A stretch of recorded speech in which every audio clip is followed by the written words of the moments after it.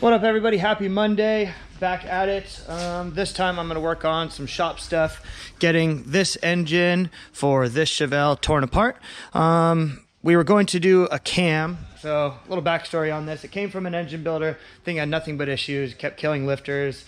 So at this point we were like, screw this, let's just put a Texas Speed cam, Texas Speed lifter, like everything from them, so we know that the stuff is right. Upon doing that, we saw that there was some really dirty coolant passages and very milky oil in the oil pan. So we believed, okay, maybe it's got a blown head gasket, even though it's like a brand new engine.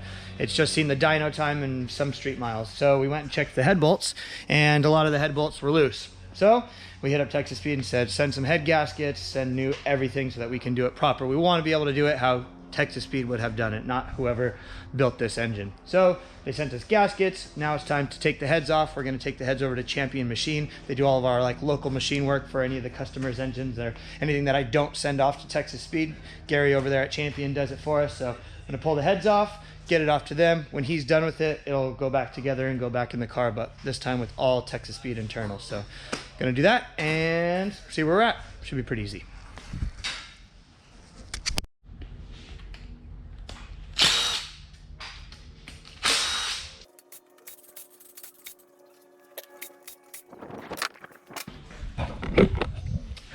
So I needed to take that valley pan lift plate cover off because on these like LSX or Dart or RHS blocks, there's an extra head bolt in here. So you got to take that on top of all the ones that are on the outside. But that one is definitely slightly a pain in the ass.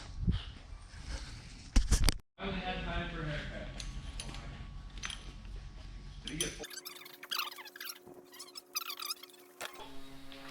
I got all of the inner bolts off, and that is a little bit of a process because you have to break them loose with the wrench and then get in there with your fingers and get them all the way down, but they are loose. So now I'm going to break all these loose and zap them off, and we'll be able to remove the head.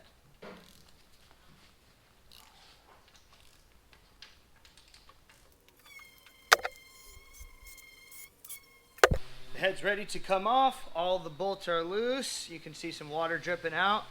But I'm going to go ahead and pick it up and try to be careful because there is still some of the washers in there. Oh yeah. There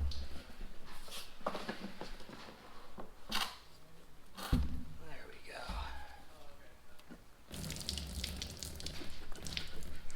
I don't believe anything's wrong with this other than this section. Don't ask me. Because they're all trashy, huh? Yep.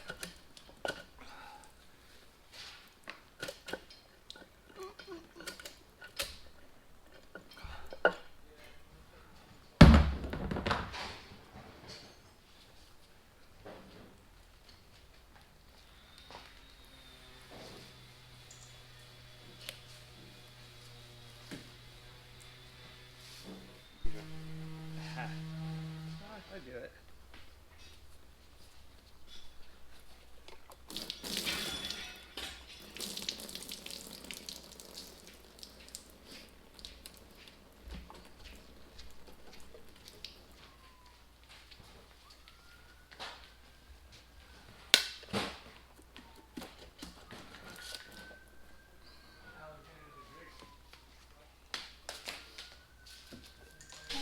Next thing on the list to do today, get the new Part Shop Max sway bars installed on the demo car.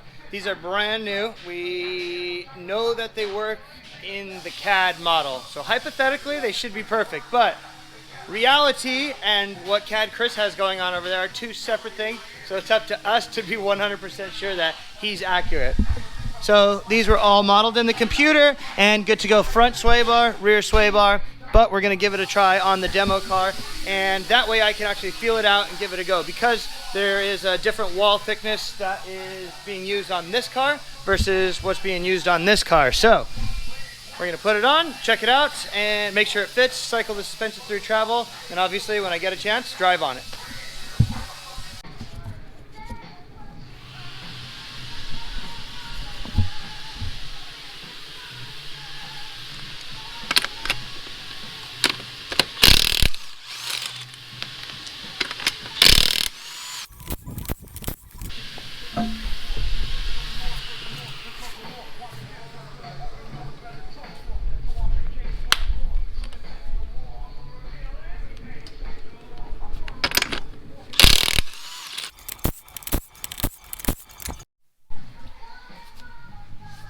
Alright, so I'm going to take off the sway bar. There's four 13s. I'm going to take off the mount to the splitter. And then there's also the mount to the end links over here. Both sides. Alright, let's get her done.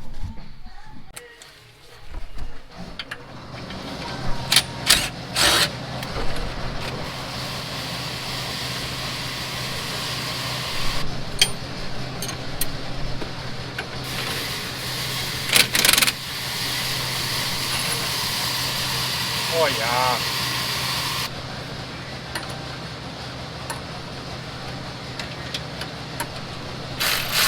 Oh shit, wrong way. Yeah.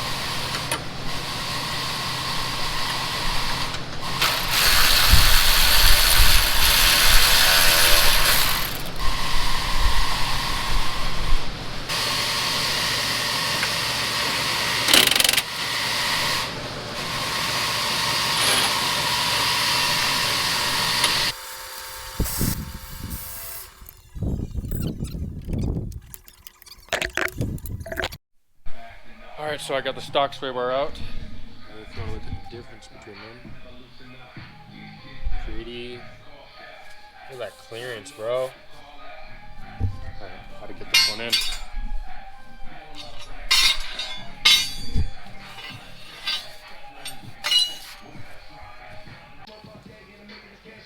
Pretty sure I'm putting this on the right way.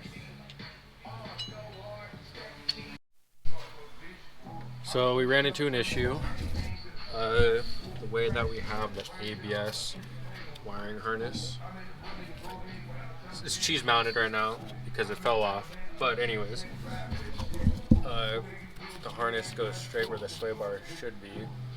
So we just gotta move the harness somewhere else, and then it should be good.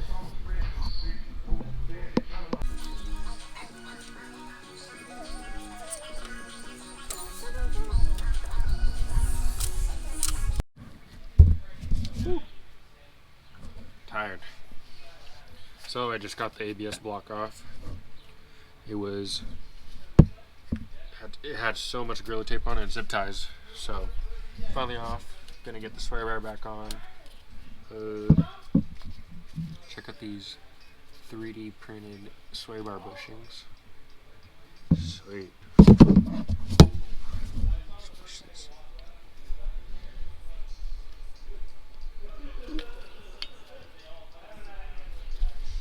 Clip on.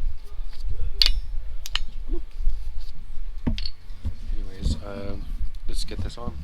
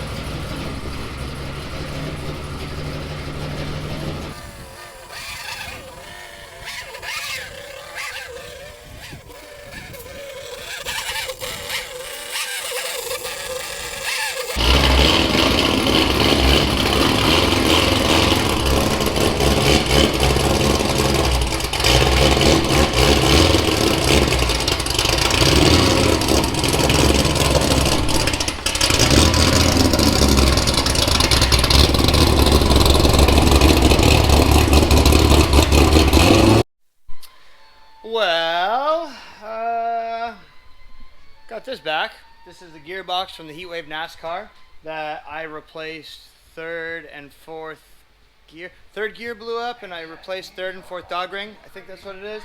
But they were driving it at the last track day and all was well. 2 track days. Then went in the trailer, drove home, stuck in reverse.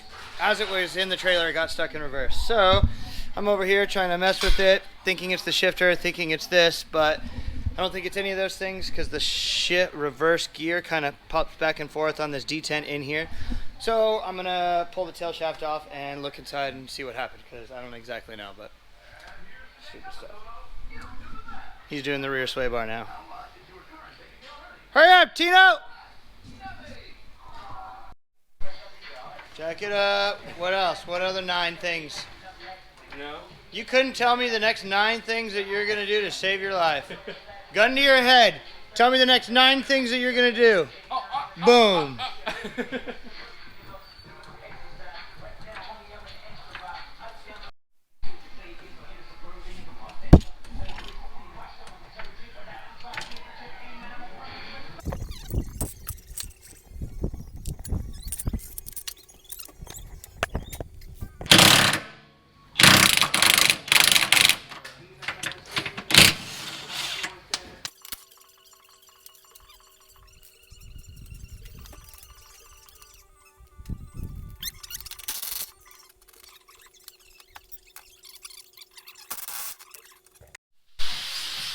Got this thing separated. Now it's time to open it up and hopefully we'll see something.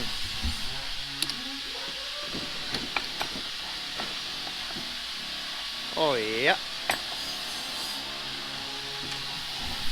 Alright, I'm gonna need 2 hands for this.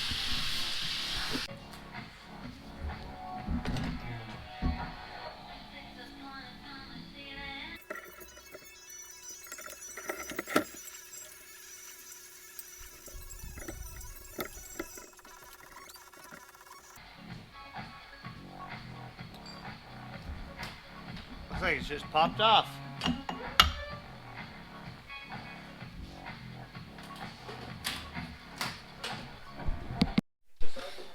Oh, so I am currently sitting in the car working out trimming this.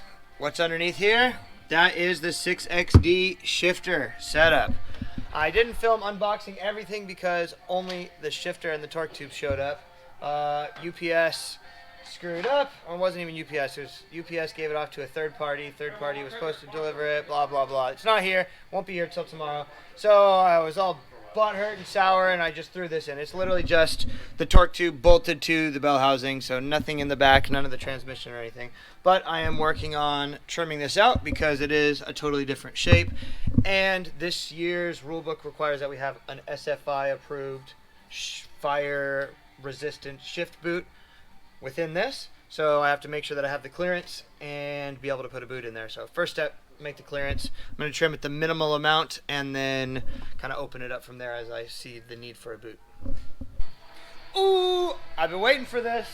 It's my gearbox and my quick change diff with my subframe back. Just arrived.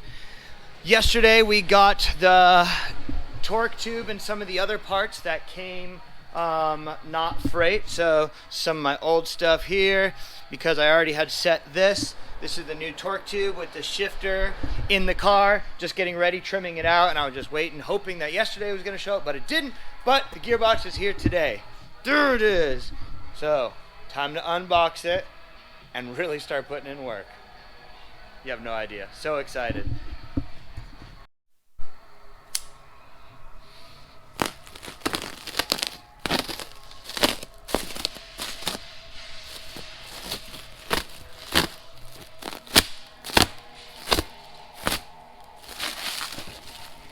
There it is.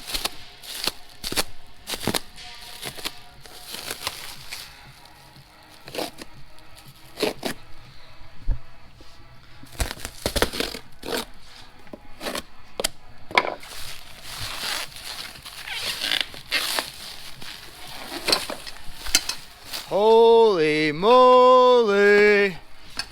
Look at it.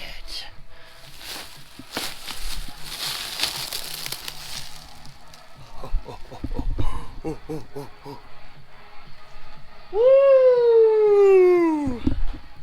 Woo! Oh, look who it is! You got wrinkles in your face?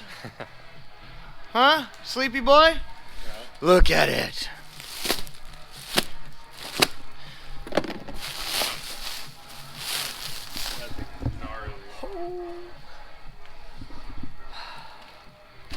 I'm gonna get this thing all the way boxed up, out, and check it out. Okay, we have the torque tube here, pulled it back out of the car with the shifter. This is the new part that those guys made. So they cut the rear like stock bell housing part off of this and built this on here. So this is still like a factory setup, but it's completely changed here to avoid having like that big stock piece, and it bolts right to that pattern there. So I'm gonna go ahead and put this on for the very first time and check it out.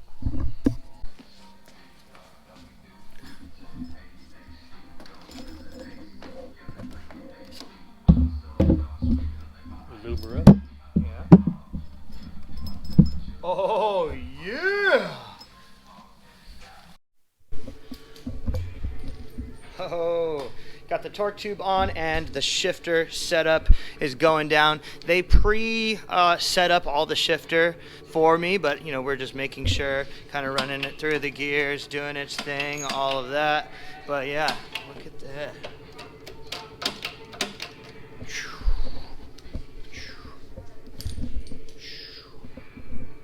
So we've been spending some time putting the torque tube in, pulling it out, just making sure everything clearance-wise is good. The chassis did need to be clearanced right here a little bit where the rod was getting close, but now we're at the point where we're starting to mount the suspension. We figured it makes more sense to just put the torque tube and gearbox in and out and in and out, just because we knew that we were going to do it. Also, because I had a new bell housing, I had to reset my air gap here. Even though I checked it, like actual air gap after bleeding the clutch and all that was a little bit more than I would have wanted. But now we're at the point, yeah, where we're hanging the suspension. We're gonna put the axles, because this is way easier to put in all as a one unit. It's just then you're not sitting there on the ground or trying to do any of that. So we're gonna mount the suspension and then put it in. We just got the axles and the suspension installed on the subframe. So that means that it's pretty much time to put this back in, hopefully for the last time, but you know how that goes. We hung all the suspension, but now we're going to physically mount this, the axle to the knuckle. But when we do that, we have to hold it up so that they don't overextend the axles and screw everything up. I've been working on some of the wiring in here, getting that all ready, because there's some additional plugs now that the reverse lockout button on top of the handle, and then also the sensors and stuff that are running to the back of the car. So that is all good to go. Just gonna finish getting the suspension mounted up and stick it. My Lord, I'm about to lose my mind right here. What? Oh wow, that's rookie. Suspension is on, axles are tight, everything is ready to go. We use a ratchet strap to hold the suspension up so that it doesn't over center the axle balls and pull it out of its socket. So let's get to sticking. Okay, it's time to put it in. Everything is good and finalized and ready to go. We got the cart there and our trusty trans jack. This is like a must when working on Corvette clutch and drivetrain stuff. Honestly, makes our life so much easier. So let's do it. Ready? Yep.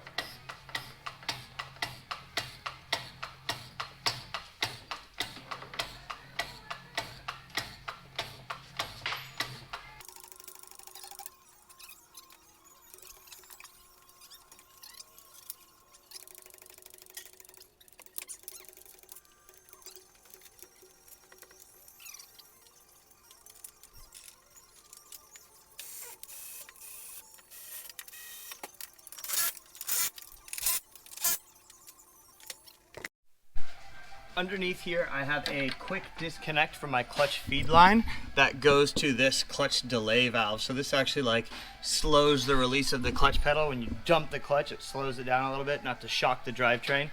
Definitely a big help, but this quick release, the best. Boom, blood already done, ready to go. And then this is just a bleeder line that I shove up to the top so you can bleed it from the top. Easy. Really excited because my intercooler came. Now, this is not just any run-of-the-mill, off-the-shelf intercooler. This is an intercooler that was custom made by C&R for me to my specification to match the needs of my chassis. So you can see all these little pieces. I didn't do that. C&R did that. They built the core, they built the end tanks, they did all of that. And you can see it fits great. So I just got it in the car, and now I'm starting to work on my intake here because it is different because of the LS7 intake manifold, so it changes the height of the throttle body. So I'm slowly cutting in this piece of intercooler piping to work on getting this thing mounted. I'm really excited. Some really sick things about this intercooler is the core itself, and I'll show you why. Because if you look down here in the core, you can see that in between each one of those tubes is little tiny fins. So this most intercoolers are bar and plate, and C&R actually recommends a tube and fin design. So it's more like a radiator. When you see underneath here, it looks like a radiator. It doesn't necessarily look like the traditional intercooler.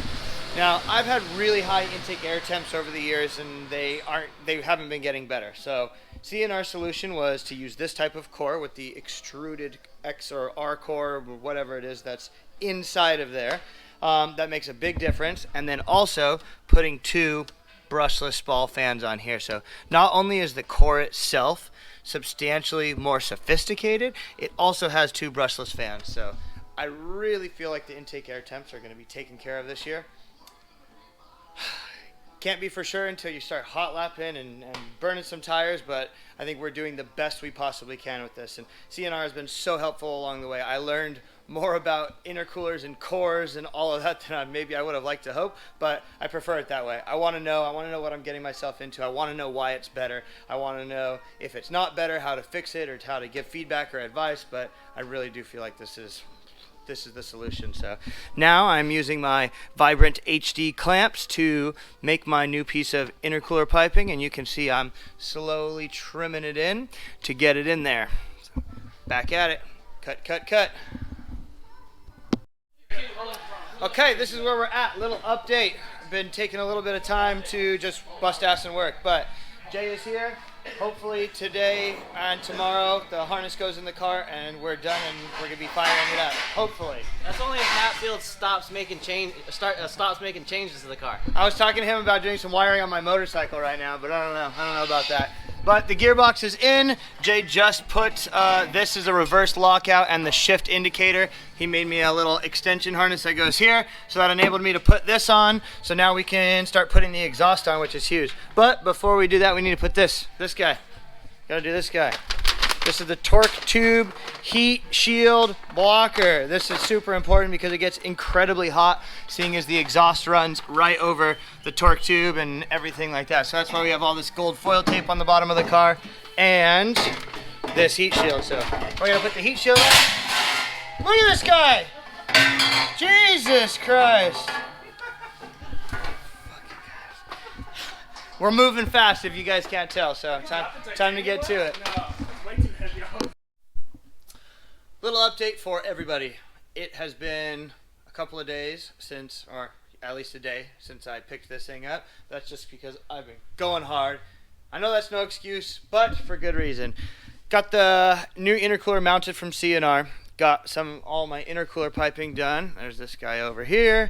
The lower guy is done. I deleted the oil cooler because we checked the logs and the worst that the oil temps ever got was 200 degrees. So I'm just going to get rid of the oil cooler and possibly run a different type, like a small, super thin one, because I'm just not seeing any hotter oil temps, and I feel like I can lose 12 or so pounds right off here.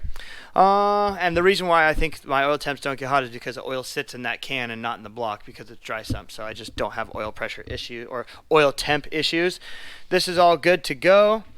Rye has been over here fitting the body panels, getting them all kind of mounted and ready to go so that we can get them off to paint, because I do want to try to have this thing all back together by like the second week in March. So that's like 2 weeks from now. In here, got all that mounted, bled the brakes, bled the clutch, bled the handbrake. That's all Jay's wiring stuff since Jay is done for the day. Back in over here, got the Link ECU that we're going to drop in tomorrow because the chassis side of the engine harness will be done first thing tomorrow. Jay almost finished that, but did not get that done today. I have the fuel lines linked so that when we, because it's a brand new fuel cell, so that when we fire it up, I want to try to filter everything out with the filters that are built into the car, in the tank and in line, instead of putting them right through the fuel rail. So that's why these are linked like that. I'm just going to run a bunch of fuel through it. Things for the future, possibly going to be doing some sort of cold air intake for that, which was whole reason why we went with this C&R intercooler, to try to make it better. You guys saw the fans. I attempted to do some fan wiring over here. Totally screwed up one of these pins, so stop doing that. I'll leave that to Jay. I guess that's pretty much it. Oh, the exhaust is on. The gearbox is full. The oil is full. The diff is full. We put some gears in it. It's pretty much ready to fire, other than some wiring. You can see still my Borla titanium exhaust. Some wires dangling down there. That's the O2 sensors that are going to plug into the engine harness. But I mean, we're there. We are right there. I'm excited, and I'll try to do my best to be more attentive with this with you guys.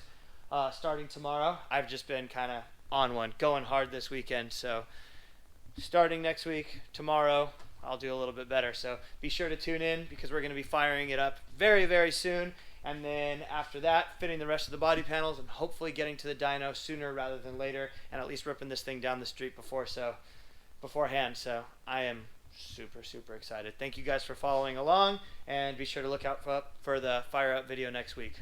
Yes.